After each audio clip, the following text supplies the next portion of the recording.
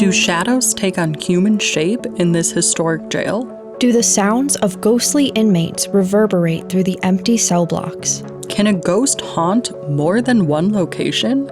Find out the answers to these questions and more as we uncover the echoing hauntings and history from Old Lake County Jail in Crown Point, Indiana. I'm Sarah. And I'm Erica. And this is The Haunted Atlas, a haunted U.S. podcast. In the interest of fully exploring history of certain locations, The Haunted Atlas may discuss sensitive or disturbing topics. Listener discretion is advised. In Crown Point, Indiana, an old jail once believed to be escape-proof still stands. Built in 1882 and once home to notorious inmates like John Dillinger, its cells held generations of prisoners behind iron bars. But today, some say the jail never truly emptied, its former inmates still lingering within the walls where they were once confined. Old Lake County Jail was built in 1882 in Crown Point, Indiana, and was really built smaller than what I would have expected. So at the start, there were only 10 cells, 6 for men, 4 for women. I guess that makes sense if it's a small town. How much crime do you really have? That's fair. And then, of course, with the town's growth, the jail was found lacking, and so then they expanded it. So from 1882 to 1910, the town apparently grew in size by 70% of its population. And so an expansion project was completed. The original jail's measurements were 36 feet by 48 feet, which, again, to me, seems so small. I agree with that. Do they know the reason for such rapid growth of the town? I don't, actually. I don't know if, 1800s, people were moving a little bit west. This is Midwest, I think, so maybe something along those lines. That could be. They expanded the building to accommodate a 50-foot by 120-foot structure. That still doesn't feel that large. No. Then one final expansion of the jail was completed in 1928, and then this raised the number of cells to 150, which makes more sense to me. What's interesting to me is that the initial jail had cells for women and cells for men. I wonder, were they differently outfitted? Oh, the interiors. Yeah, what makes them for men or women? I'm wondering if they just split sections. So the men were on this side, the women were on this side. So maybe the cells looked the same, but it was just separation of gender. Perhaps. Or maybe it was separated by a wall even. Maybe one had urinals and one just had toilets. It's interesting to me that they would designate cells based on sex like that. Right. Especially to later not designate. Yeah, when that's they have the fair. 150. The building is pretty different from where it was when it first started. The town grew super rapidly, and this was due to its appeal as a suburban commuter town for Chicago, which offered a significantly lower cost of living and lower property taxes than nearby Illinois, and was also kind of like a safe area for people. Something that I constantly incorrectly place on a map is Indiana. Yes. I forget that it touches Illinois. Everything is so much closer to the east than I have in my head. Mm-hmm. And for some reason, I thought Colorado was where Washington was. I know that I switched those two in my head. I could see how that could happen, though, if you think of, it's in the West. Right, exactly. The only states that I know geographically are basically Texas, Florida, New York, and PA, because we live there. Maybe New Jersey. I kind of have an idea of where New Jersey is. It's worse for me because I grew up in Wisconsin, so I really should know what the Midwest geography is. That's true. I just stayed on my little east corner for my entire life. On the official Old Lake County Jail Foundation's website, they claim that this Crown Point jail was one of the finest in Indiana and was thought to be escape-proof. I feel like if you have to put that on a website, it already is raising red flags. Correct. And I think we need to stop using this language. And this is just my opinion, but when the Titanic was built, everybody said it's the unsinkable ship. This was its nickname throughout all of the media at the time, and people were super excited to be on it. And what happened? We have to stop using this language, I think. I think this is putting curses on things. Yeah, absolutisms are never a good, as I say in absolutism, absolutisms are often not a good idea. Unfortunately, if my very obvious foreshadowing didn't give this away, we do have a successful inmate escape to discuss. On January 25th, 1934, John Dillinger was arrested in Tucson, Arizona for a bank robbery where he murdered Detective William Patrick O'Malley in the process. And because the crime happened in East Chicago, he was extradited to Old Lake County Jail to await his trial. I see. So this crime happened and then he fled to Tucson. Exactly.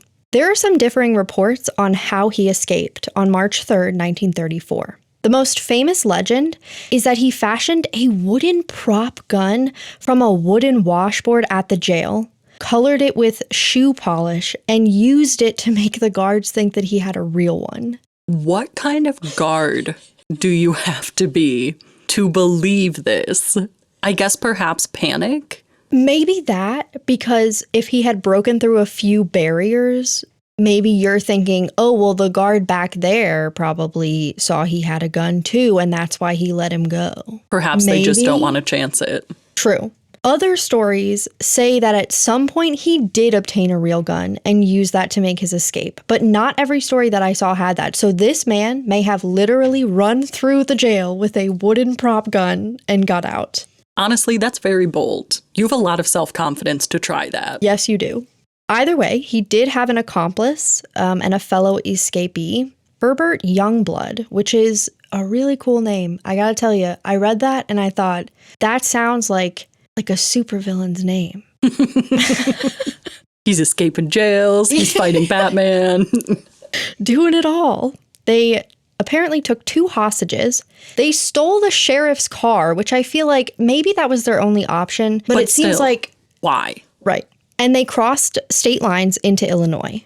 Now, at this point, the government's Division of Investigation, which I'll refer to later as DOI, is involved. And apparently the director at the time, J. Edgar Hoover, was pumped that he took the car across state lines because it was a federal crime and it allowed the DOI to get involved and directly pursue Dillinger. I did not know Hoover's past before he became president, but it's pretty cool that he worked for the Department of Investigation. Yeah. Like the early CIA. Yes, exactly. Dillinger's accomplice, Youngblood, was killed on March 16th, so not long after their escape. So they split up. But Dillinger wasn't caught again until July. On July 23rd, he was in the Biograph Theater in Chicago, which I'm like, why did you stay in Illinois? Why would you not flee? Right. And DOI agents were waiting for him outside of the theater, and he was shot and killed that day. According to PBS, Dillinger was actually a hero despite the murder charge. So the article postulates that at this time, many Americans were disillusioned with big banks, which sounds familiar, and the federal government, to the point where in April 1934, Warner Brothers released a newsreel about the manhunt for Dillinger, which is crazy to me that it was this widespread. But it was. And audiences across the country would cheer when Dillinger came on screen and would react negatively when the DOI agents appeared. And the fame got to be so much that Dillinger got plastic surgery while he was free, removing scars and his fingerprints, which must be so painful. How do you even do that? I guess just cause intense scarring. Yeah, awful. But he did this to try to minimize how much he was being recognized, and it did not work. Oh, good. So all for nothing. Yes. Around the same time of Dillinger's crimes, there was also another infamous inmate, James Sammons, who stayed at this jail. He was reportedly one of Al Capone's hitmen and was arrested and brought to the jail on November 6th, 1933, while intoxicated in Cedar Lake, Indiana. And I think it's kind of interesting that he was arrested for such a minor thing, being one of Al Capone's hitmen. They were probably just trying to track him and catch him on anything. And because he was one of Al Capone's hitmen, he was probably great at his job, wasn't often caught, so they booked him on what they could. That's a really good point. Up through the 1950s, the state law required that the sheriff of the jail reside on the property in a residence attached to the jail, and we saw this with Kewaunee Jail in Wisconsin. In 1958, this law was revoked, and from 1958 onward, the jail's sheriff, the Old Lake County Jail's sheriff, did not live on site. So it was stopped pretty quickly after this had started. I wonder if that was due to conflict that arose from living there. That's a good point, yeah. Or maybe just disturbances. Yeah. The residence portion of the building, once it stopped being this like sheriff's residence, was used as offices for the sheriff's department. So it makes sense. It's basically like their bullpen, quote unquote. I think that's what they call like the detective offices now. So kind of like that. Yeah, and a great way to repurpose space. Yes, exactly. And honestly, it makes sense. Like, I feel like sheriffs living on the property probably didn't allow for a lot of space in the jail for other detectives or other officers to have space to work. Right. I've never thought about that before, but like, where did they go? I guess like maybe other offices were built. Right. And imagine if you're having date night, for example, or a picnic with your family, and then you have to go back to the jail with potentially dangerous people. Yeah, that's true. Approximately 16 years later, in 1974, Lake County's new government center was completed, which contained a correctional facility, a new sheriff's office, and that rendered Old Lake County Jail unfortunately useless, and then the jail was closed. That makes sense. You have to modernize. Exactly. And I feel like at some point, the building was probably so outdated that they couldn't just repurpose what was in there. It's a beautiful looking building, in my opinion. It's like red brick. It's very vibrant. But to me, that does look like more of a residence. Honestly, the whole thing looks like a bigger residence than it does a jail to me, at least from the front. Right. And to your point, how much effort are you going to go through? Are you going to knock down 3 of the walls to create expansion? You might as well create a whole new space. Yeah.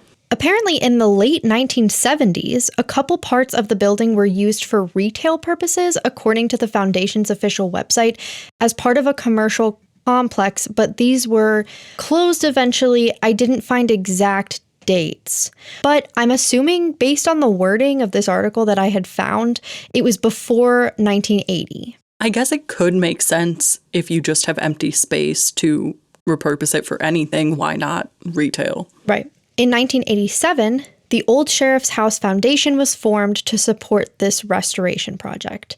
The jail is now open for tours and was actually used as a film set in 2009's Public Enemies. I always love when these historical buildings are used in modern films. Yes, it's really cool to see. And I just think also these like smaller towns probably get so excited about it, which I love that too, you know, that they get to see a piece of their town like represented in modern media.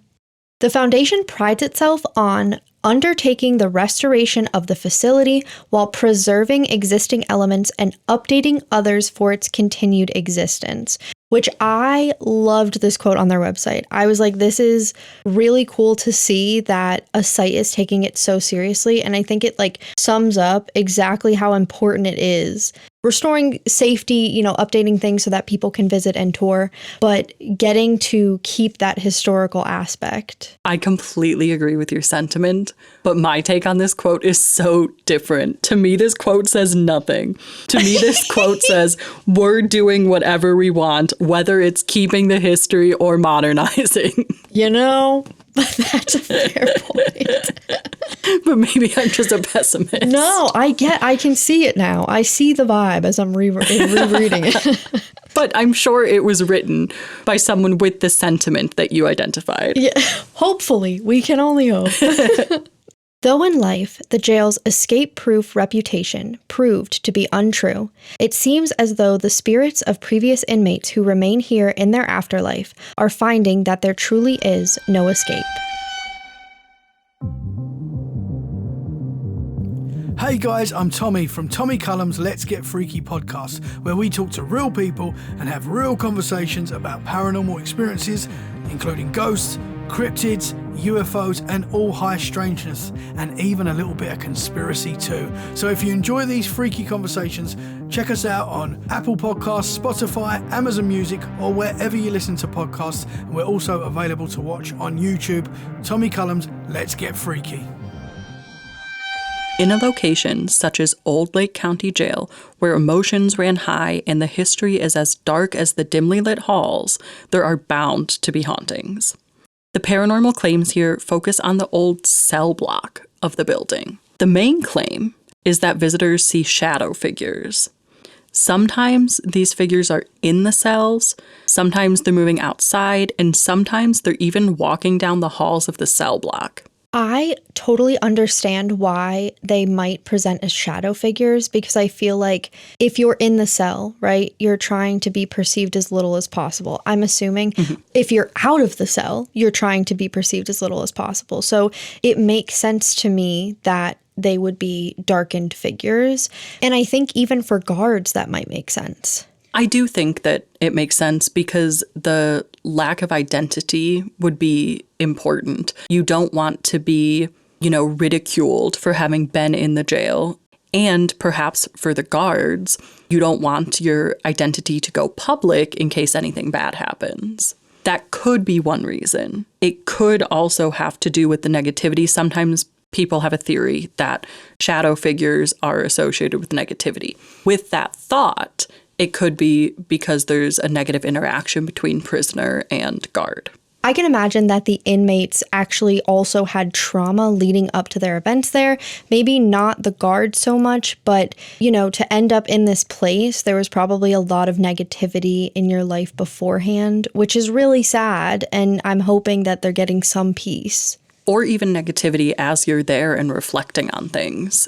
Perhaps being upset with decisions that were made or the outcome in general could play a role. While I never want to say that people aren't having these paranormal experiences, I do want to highlight that there is the possibility, if these aren't distinct shadow figures, of them just being shadows. That's true, yeah. Now, moving down the hallway, unless there's something like a car driving by that's causing shadows to physically shift, I don't think that that has a non-paranormal explanation. But if it looks like a shadow figure just sitting in the cell, for example, I wonder if there's the potential for that to just be a shadow, because the human eye is trained to pick up figures, even in dark rooms. I was about to say basically the same thing. I've never been to this location in person, but I was wondering how dark the cells are, because if they're dark, our eyes do that. They create these shapes and figures. And so, yeah, it would be interesting to be there in person to actually get to see what it looks like, how I feel like my brain is reacting. Yeah, and what time of day are people seeing these? Is it at dusk after the lights are turned off and they're walking through alone? Is it at dawn? Is it in high light conditions? Right. I think all of these things really matter when people are making paranormal claims. Of course, the shadow figures raise the question of who could they be? The ghost of John Dillinger is commonly said to haunt this location, and that should come as no surprise. Dillinger is also said to haunt the Biograph Theater location where he was killed, and the cemetery where he's buried. I have never considered the possibility that a spirit could be in multiple places at once. But these were all, well, maybe not the cemetery until he was buried there, but at least in life, the theater and the jail were absolutely tied to the most eventful, trauma in his life. And so I'm not surprised, but they're nowhere near each other. Right. I think it would have to be almost like a progressive haunting, for lack of a better term. It's almost as if the hauntings are happening at a distinct point in his experience, and then it progresses. So he's haunting the jail when he was there. After the escape, he dies at the theater, he's haunting there. And then it finally ends at the cemetery, where he may also haunt it, if that makes sense. It does. It makes so much sense. I would be so interested to know how many people have reported each one and when they've reported it. The other thing I was thinking was, is it possible that the haunting at Old Lake County Jail and the haunting at the theater are residual hauntings, and they're not John Dillinger's spirit actually there, just like the energy of the events that happened there, and then his actual spirit is in the cemetery with his body? That's a good point as well. It could be. My other question about this being identified as John Dillinger is how are they identifying that it's him? If you're truly just seeing shadow figures, that could be anyone.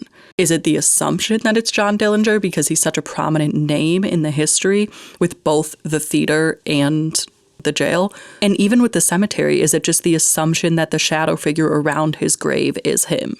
I would almost believe the theater might be him if there aren't any other events that happened there that may have lent themselves to other spirits being there. I mean, plenty of things haunt theaters, we know, but because this was such a traumatic event, I could almost believe that, where somebody identifies a shadow figure there as John Dillinger's spirit versus the jail or even the cemetery. Like you're saying, there are other spirits present. There have to be. So if there's no true identifying factors, then it's not possible to say it's for certain John Dillinger. Absolutely. I need confirmation more than a shadow figure and someone making an assumption. Yeah. Another claim is that the spirit of James Sammons continues to linger here. Again, there's no definitive evidence that it's James. It's more of an unknown spirit. This is the history. It's likely that it's him. But there are countless other inmates that spent time here, and guards and family members of the sheriff only in the time that it was the jail. And then if you continue on, when it was the retail spaces, etc., there have been so many people that have passed through the doors in the halls. I think you really need substantial evidence behind this, something like EVPs to support it, questions that have been answered, seeing an apparition, something that would convince me that these are definitely the spirits that you're interacting with. Like we said before, James didn't really do a lot to get put up in this prison. And I almost think it would be more logical that he ends up somewhere that's more related to Al Capone stuff. Now, that's me totally assuming. I think, spirits can end up kind of wherever they want to. And so maybe he did choose this spot. But if we're going on emotionality, it feels like this might have not been the most emotional part of his life. I do agree with that. With the thought that the shadow figures are inmates and these two notable inmates are here, visitors report that cell doors will open and close on their own. I am always skeptical of old buildings where this happens because I do wonder if it's physics at play. Is it that the hinges are loose and the door swings easily? Is it that the jail has settled a little bit and now there's an angle, so gravity is at play? I would need to experience it for myself personally and try to debunk this before I can give it a paranormal claim. They are in the process of restoring it. I talked a little bit about that before, but Old Lake County Jail stopped being a jail, as mentioned before, in 1974. And along that vein, although the front of the building, has been turned into a museum, and although the second floor of the building has been kind of renovated, the first and the third floors are still like old cells back from when the jail was built. So in order for me to fully form an opinion on these doors slamming, I think I would have to know where they were happening.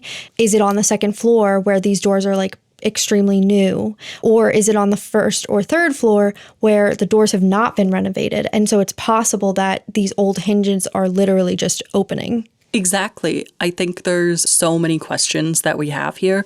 Something that I think could not answer them, but make me not consider the questions, is if the doors moving corresponds to shadow figure movement. Oh. Because if it's something like seemingly the shadow figure pushing open the door or shutting it, then okay, I don't need to investigate if physics is at play here, because to me, you already have one paranormal activity and another activity that, in my opinion, cannot be coincidental. Yes. Yeah. Some spirits actually have been captured on media with strange abnormalities and potential apparitions appearing in photographs. Apparitions? Like full-blown?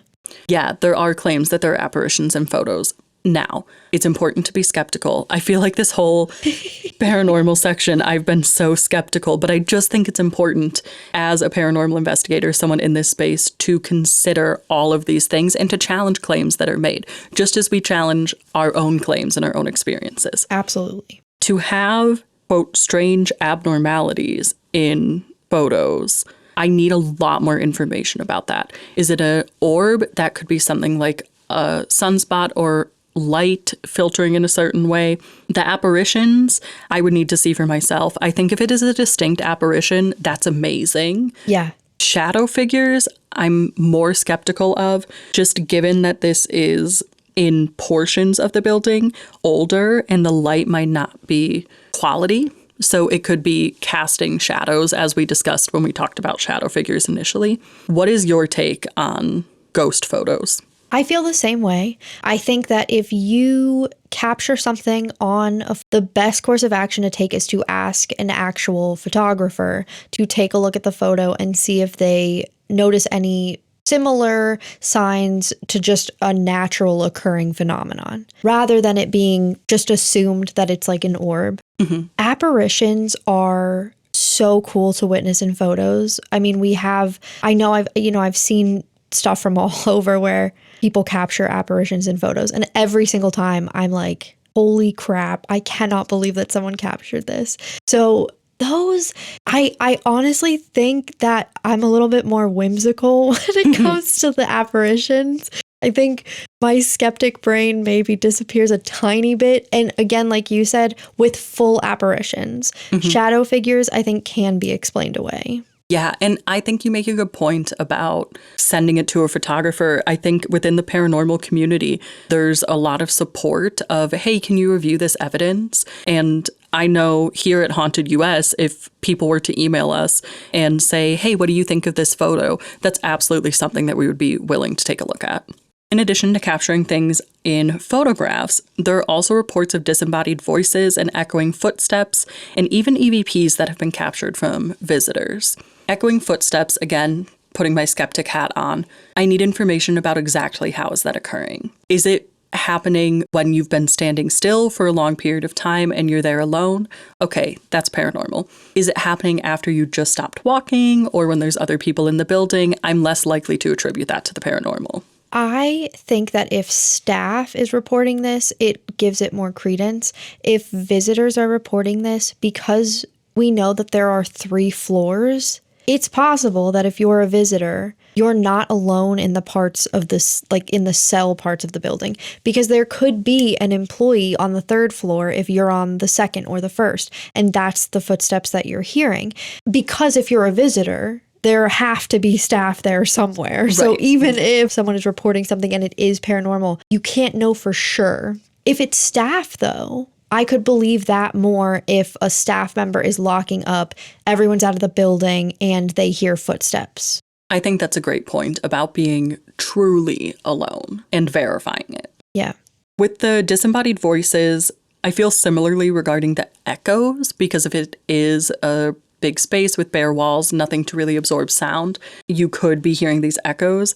But EVPs are hard to argue for me. If it's being captured on a plain recording, no spirit box or anything, then I don't think there's another explanation. Especially when they answer the questions that you're asking. And I honestly would be so curious to know what these EVPs are. Yeah, me as well. I think that's why good investigative practice is important, to make sure that you're truly sitting in silence. I know when we investigate, the slightest movement, we say, oh, I bumped that. And especially when we're recording as well, because we might set something off. Yeah. An additional claim is that lights flicker on and off at odd times. With the building being buried in how new it is, I think you would need to consider where this is happening. If it's happening in the front of the building that's, modernized, I think it's less likely to be due to the faulty wiring, because I think they would have fixed it by then. If it's in one of the more abandoned sections, then of course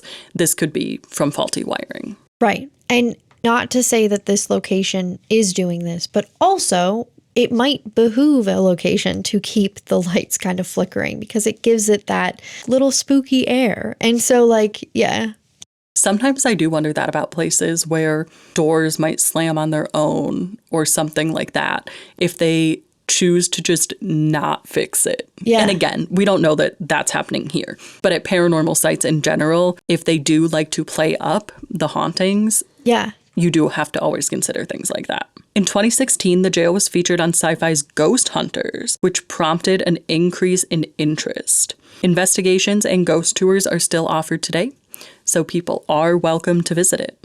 If you yourself have visited, we would love to hear about your stories from the Old Lake County Jail. Email the team at hauntedus.com and include Haunted Atlas, Old Lake County Jail in the subject, or find us on social media at Haunted US. Tune in to our next episode to see where we drop the pin on our adventure across the haunted U.S.